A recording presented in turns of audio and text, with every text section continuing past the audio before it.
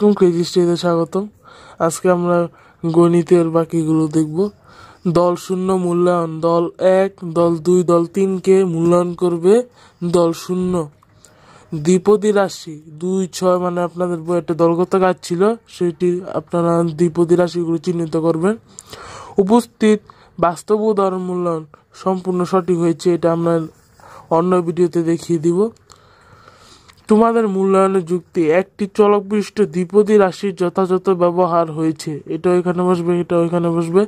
এখানে 2 চলক বিশিষ্ট দ্বিপদী রাশির যথাযথ ব্যবহার করা হয়েছে।